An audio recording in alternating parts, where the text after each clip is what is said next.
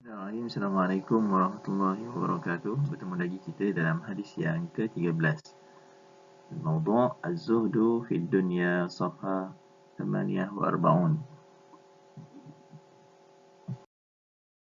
An Abdullah bin Umar radhiyallahu anhuma qala akhadha Rasulullah sallallahu alaihi wasallam bimankibi faqala kun fi dunya ka'annaka gharibun aw 'abiru sabilin.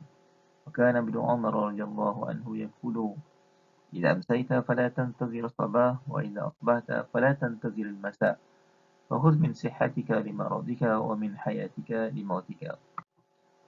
Dari Abdullah bin Umar radhiyallahu anhuma berkata, Rasulullah sallallahu alaihi wasallam telah memegang bahuku. Faqala, dan baginda bersabda, Kun fid dunya ka'annaka gharib. Hiduplah kamu di dunia seolah kamu seorang yang asing. Aw 'abiru sabil, ataupun seorang yang musafir, ambil lalu. Waqala Ibnu Umar, dan kemudian Ibnu Umar radhiyallahu anhu telah berkata pada para sahabatnya, Idza amsayta fala tantazir sabah.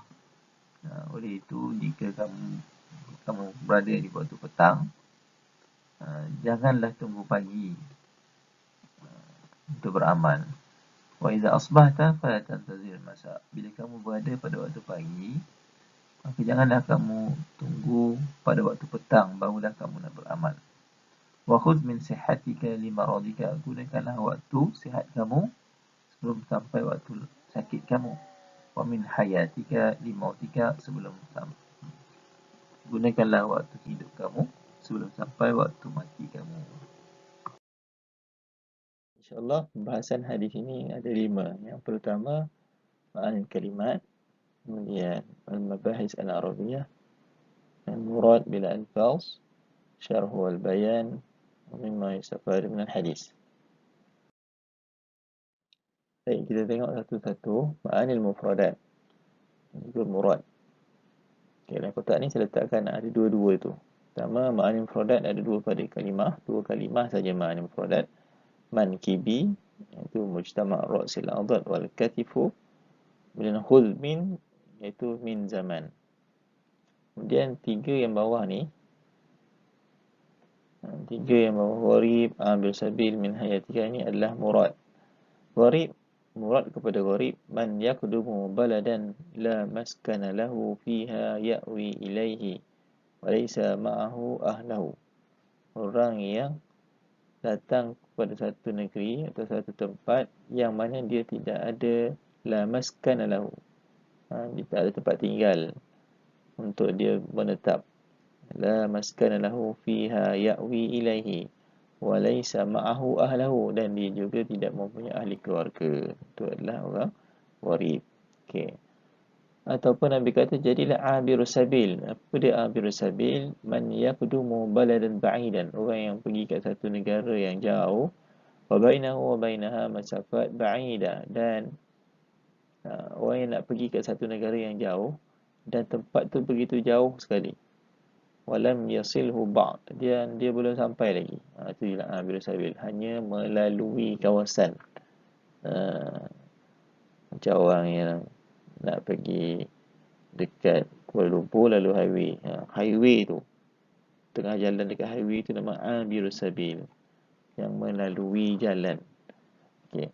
Min hayatika li mautika ayu khud nasibil maut wa ma yahsulu fihi min adabil amal. Ambillah bekalan untuk mati kamu dan apa sahaja ma yahsulu fihi, apa sahaja amalan yang boleh dilakukan, min adamil amal fi istaqam, daripada kamu tidak dapat melakukan amalan ketika mana as-saqam, ketika mana sakit, ataupun ketika kamu mati nanti tak ada dapat nak buat amal. Berikutnya kita lihat kepada al-farqu baina gharib wa amil sabil. Apa beza antara gharib dengan amil sabil? Sebab Nabi sebut dua tu. Pertama, gharib qad yaskunu fil qaryah wa yuqimu fiha. Gharib ni orang dia boleh jadi qad yaskunu, boleh jadi dia tinggal sekejap dekat satu kampung tu, wa yuqimu fiha, dan mungkin dia duduk sekejap. Adapun abir sabil la yuqimu fi tariq, dia tidak berhenti pun dekat perjalanan, dia hanya melalui jalan tersebut. Itulah beza antara gharib dan juga abir sabil. Mabahis al-Arabiyah yang ada dalam hadis ini satu je, iaitu segi nahunya atau nau' au pada abir sabil, au abir sabil, kun ghariban au abir sabil. Jadi au situ ia bermakna bal, bahkan, ataupun dia memberi makna at-takhir ataupun al-ibahah, pilih, sama ada menjadi gharib atau menjadi abir sabil. Berikutnya bila Nabi sebut ka'annaka gharibun, awal tu ka'annaka gharibun, di situ adanya jawami al-kalim. Ini sudut balaghah. Sudut balaghahnya Nabi SAW berkata dengan sebutan yang ringkas, li'annaha jami'ah li anwa'il nasaih, kerana kata-kata Nabi itu telah pun merangkumi banyak sekali nasihat.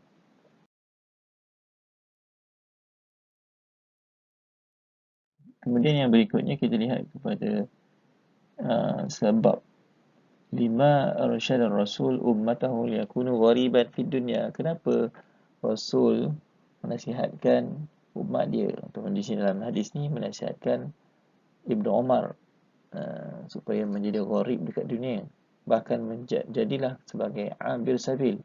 Kenapa? Apa hikmahnya macam tu? Apa hikmahnya? Apa kelebihannya menjadi gharib dan abir sabil ini? Okey. Yang pertama, likillati ma'rifatihi bin nas. Orang yang gharib, dia tidak mengenali orang, kurang mengenali orang. Killati ma'rifatihi bin nas. Dia tak kenal ramai orang. Dia hidup seorang, dia hidup sendiri macam tu, hidup bersendirian. Jadi orang yang dia tak, bila tak ramai orang yang dia kenal, qalilul hasad, maka dia tidak akan kuranglah, akan rasa hasad dengki dia, wal adawah, dan tak ada permusuhan, dan al-hiqdu, dan tidak ada rasa dengki, wan nifaq, berpura-pura, sikap berpura-pura, wan niza', takkan ada permusuhan, wasairur razail mansya'uha ikhtilat bil khalaik, dan semua perkara-perkara buruk yang semua berpunca daripada sebab bercampur gaul dengan manusia. Jadi kita ni banyak dosa sebab kita banyak bercampur gaul dengan manusia. Sebab tu kita banyak dosa dengan manusia pun banyak dosa. Okey. Itu satu. Yang kedua, likillati iqamatihi. Kerana orang yang gharib ni dia tak duduk lama dekat satu-satu tempat. Maka sebabkan dia duduk lama, dia qalilud dar, dia kurang jiran dia, tak ramai jiran dia, wal bustan, dan dia tak ada kebun, wal mazra'ah, dan tak ada ladang nak diusahakan, sebab dia hanya tu lalu je, wal ahlu, dan dia tak ada keluarga, wal ayal, dan tak ada anak pinak, wasail alaik allati hiya mansya'u al-inshighal anil khaliq, dan semua perkara-perkara yang menyebabkan jadi punca dia lalai daripada Tuhan. Jadi kesimpulannya, apa hikmah Rasulullah SAW suruh umat dia menjadi gharib, supaya jauh daripada dosa dengan sesama manusia, itu tadi tu, dengan hasad, dengki, nifaq, niza' sebagainya. Yang kedua, supaya manusia itu dapat menjaga hubungannya dengan Allah Subhanahu Wa Taala, menjaga hubungannya dengan Allah Subhanahu Wa Taala daripada perkara-perkara yang melalaikan dia, daripada mengingati Allah Subhanahu Wa Taala. Kita lihat pada kata-kata Ibnu Umar radhiyallahu anhu. Jadi bila Rasulullah SAW mengatakan kepada Ibnu Umar, jadilah orang yang gharib. Jadi Ibnu Umar pun berkata kepada sahabat atau tabi'in yang lain, idza amsayta, oleh itu bila kamu berada pada waktu petang, janganlah tunggu pada waktu pagi. Wa idza asbahta fala tantazir sabah. Maknanya ialah ayu sir daiman, teruskan beramal. Wala taqsur fi sayri sa'at. Jangan kamu break, jangan kamu berhenti, jangan kamu leka dalam melakukan amalan sikit pun. In qasarta fihi in qata'ta 'anil maqsud. Kiranya kamu relax, leka ketika beramal itu, leka dari beramal, kamu akan terputus daripada maksud. Kamu tidak akan dapat sampai kepada tujuan kamu yang sebenar, itu mendapat keridhaan Allah Subhanahu wa taala. Kemudian maka disebutkan lagi orang yang berakal. Fal aqilu yaf'alu misla hadha. Kata ulama, orang yang berakal dia melakukan perkara itu. Apa yang dilakukan? Dia tidak akan menunggu pada waktu pagi untuk beramal. Kalau dia pada waktu pagi, dia tak akan menunggu pada waktu petang barulah dia beramal. Sebab apa? Orang yang berakal itu dia yazunnu anna ajlahu la yudriku qabla dhalik. Dia akan merasakan bahawa ajalnya tidak akan menunggu dia. Ajal tak akan menunggu pada waktu petang. Kalau ajal nak datang pagi, pagilah. Wa ya'mal ma yabqa naf'uhu ba'da mauti. Maka sebab itu dia beramal. Dia melakukan amalan apa yang dia boleh dapat untuk bekalan selepas mati dia. Wa yubadilu ayyam sihhatihi, dan berlumba-lumba melakukan amalan pada hari-hari sihatnya dengan amalan yang soleh sebelum datang hari sakitnya. Likaila yandamu fil akhirah bi ghairi zat, supaya akhirnya nanti dia tidak merasa menyesal di akhirat kerana balik pulangnya dia di akhirat tanpa membawa sebarang bekalan. Waliyazbillah. Seterusnya kita lihat pula kepada murad qaulu Ibnu Umar, wa khudh min sihhatika limaradika ayu sir sayrakal mu'tadil fi hali sihhatik bal la taqna bihi wa zid alayhi bi qadri quwwatika ma dama fika quwwah. Teruskanlah kamu beramal ketika mana kamu sihat. Istiqamahlah kamu beramal ketika kamu sihat. Bahkan jangan kamu rasa cukup. La taqna bihi. Jangan kamu rasa cukup dengan amalan kamu. Wazid alaihi bi qudri quwwatika. Dan hendaklah kamu tambah lagi dengan sedaya mampu kamu selagi kamu ada kekuatan itu. Ataupun ishtaghil fi sihhah bit ta'ah. Sibukkanlah waktu sihat kamu dengan melakukan ketaatan. Bihaisu law hasal taqsir fil marad in jabra dzalika. Yang mana sekiranya kamu dalam keadaan taksir, sekiranya kamu berada dalam keadaan cuai ketika sakit, mana kalau kamu datang waktu sakit kamu, maka kamu tidak akan dapat lagi beramal. In jabra dzalika, maka dia bercukupan untuk kamu dapat menampung waktu sakit kamu, sebab waktu sihat dah kamu dapat beramal. Dan kemudian murad pada Ibnu Umar katanya min hayatika li mautika ayu la takun fil marad. Oleh itu janganlah kamu terus relax ketika mana kamu sakit daripada beramal.